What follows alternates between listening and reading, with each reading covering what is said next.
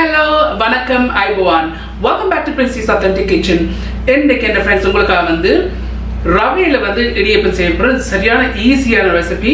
So அந்த ரவையில வந்து இடியப்பம் எப்படி செய்யறதுன்னு சொல்லி உங்களுக்கு ஸ்டெப் பை ஸ்டெப் கட்டுத்தரேன். ஸோ அந்த ரவை இடியப்பம் செய்யறதுக்கு முக்கியமான இன்கிரீடியன்ட் வந்து ரவை.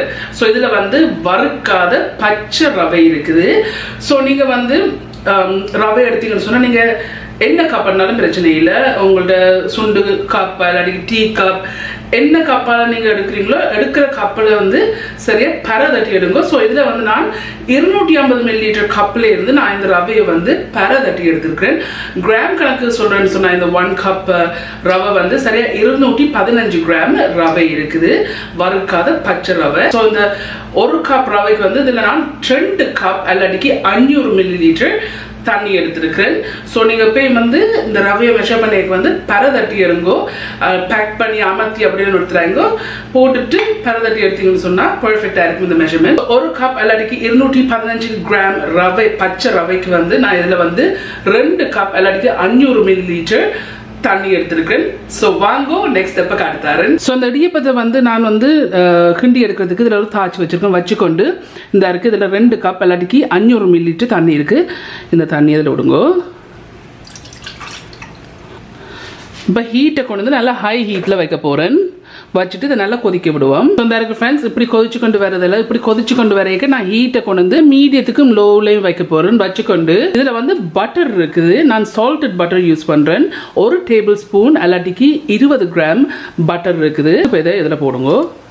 இதில் வந்து உப்பு இருக்குது. நான் சால்டட் பட்டர் யூஸ் பண்ணுறதே நான் உப்பு கொஞ்சமாக தான் போடுறேன். இதில் 1/4 டீஸ்பூன் உப்பு இருக்குது. இந்த உப்பை இதில் போடுங்க. இந்த இருக்குது இப்படி மிக்ஸ் பண்ணி விடுங்க. இந்த பட்டர் நல்லா கரையிட்டுக்கும்.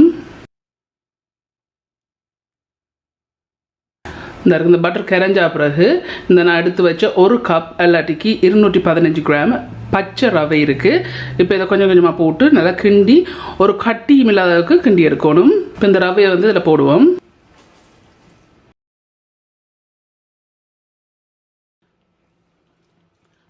கிளறி கிளறி கிண்டி கிண்டி போட்டு எடுக்கணும்.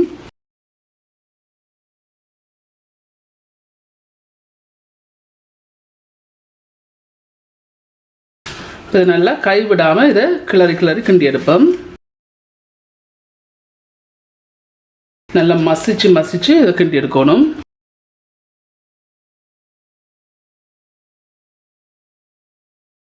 இந்த இப்படி 1 நிமிஷம் நான் நல்லா கைவிடாமல் இதை இப்படி தேய்ச்சி தேய்ச்சி இதை கிளறி எடுத்துருக்கிறேன் கைவிடாமல்.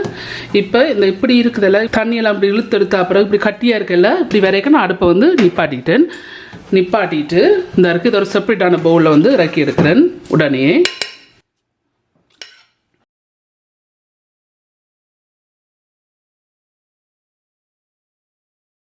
இந்த இருக்குது இதை செப்பரேட்டான பவுலில் இறக்கியிருக்கேன். இறக்குனா பிறகு ஒரு கரண்டியால் இப்படி அமர்த்தி விட்டுட்டு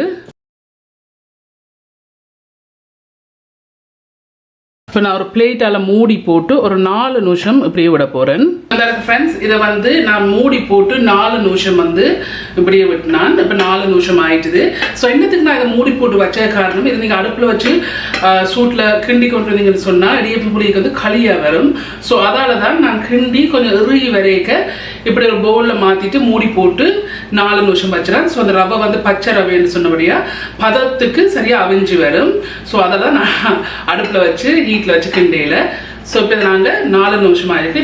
நெக்ஸ்ட் ஸ்டெப்பை காட்டுறேன். ஸோ 4 நிமிஷம் ஆகிட்டுது. ஸோ அந்த கைக்கு நான் கொஞ்சம் எண்ணெய் பூசியிருக்கிறேன். பூசிட்டு இதை நல்லா பிசைஞ்செடுப்போம்.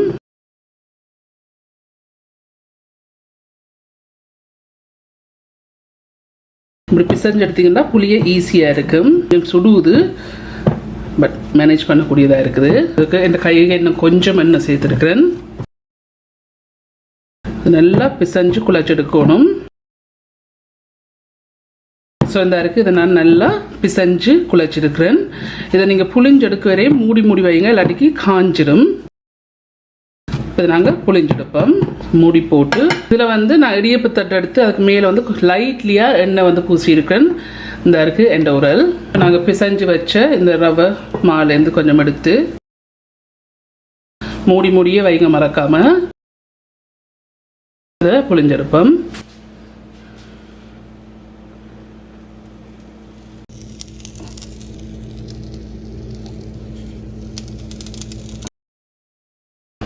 இந்த இருக்கு இப்படி புளிஞ்சிருக்கேன். இப்போ இதை நாங்கள் அவிச்செடுப்போம். இந்த இடியப்பத்தை அவிக்க போகிறேன். இந்த நல்லா தண்ணி கொதிச்சிட்டுது. இப்படி கொதிச்சா பிறகு இப்போ நான் இந்த இடியப்பத்தை இதில் அடுக்கி விடுறேன்.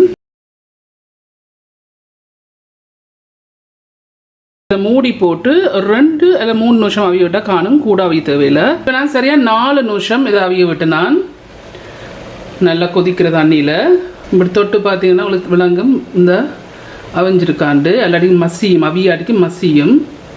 இந்த இது நல்லா அவிஞ்சிட்டுது. இப்போ இறக்கி எடுப்போம். நல்லா அவிஞ்சிட்டுது 4 நிமிஷம்.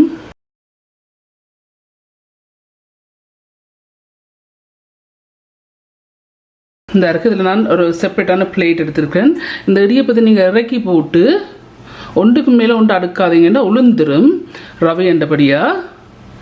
இறக்கி போட்டு இப்படி பரப்பி விடுங்க பிளேட்டில். அப்போ தான் ஆறி வரைக்கு தான் இது வந்து பர்ஃபெக்டான பதத்துக்கு வந்து வரும். இந்த அரைக்கப்படி இறக்கியிருக்கேன். இருக்கிற மிச்சத்தையும் இதே மாதிரி வச்சிருக்க போகிறேன். ஸோ அந்த ஃப்ரெண்ட்ஸ், நான் அந்த இடியப்பத்தை வந்து இந்த பிளேட்டில் வந்து பரப்பி வச்சுக்கிறேன்னு சொன்னால், நீங்கள் சூடோட வந்து இடியப்பத்தை வந்து எடுத்தீங்கன்னு சொன்னால் உளுந்து வரும். அதால தான் இந்த பிளேட்டில் வந்து பரப்பி வச்சுட்டு ஒரு 5 நிமிஷம் ஆற வச்சிங்கன்னு சொன்னால் தான் நல்ல பர்ஃபெக்டான பதத்துக்கு இடியப்பம் மாதிரி வரும். ஸோ அதால தான் நான் இதை பரப்பி வச்சிருக்கேன். இருக்கு. ஓகே ஃப்ரெண்ட்ஸ், இந்த ரவையில் செய்கிற இடியப்பம் வந்து செய்து முடிஞ்சுது. நல்லா சூப்பராக சாஃப்டாக வந்துருக்கு. கண்டிப்பாக நீங்கள் ட்ரை பண்ணி பாருங்க.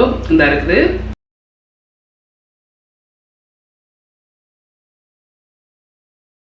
இந்த இருக்கு ஆறுன இடியப்பம்.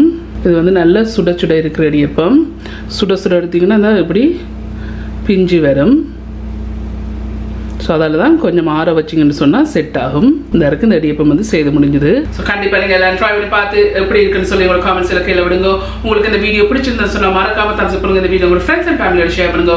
உங்களுக்கு இந்த சேனல் வந்து இன்ட்ரெஸ்டிங்காக பிடிச்சிருந்தேன்னு சொன்னால் சப்ஸ்கிரைப் பட்டன் அமைத்தி அதுக்கு பக்கத்துக்கு பெல் ஐக்கான் அமைத்தினா தான் நான் அப்லோட் பண்ணுற வீடியோஸ் எல்லாம் உங்களை வந்து சேரும். மீண்டும் என்னோட இன்ட்ரெஸ்ட் கண்டிஷனில் சந்திக்கும் வரையும் நன்றி, வணக்கம், ஐ பவான், பை பாய்.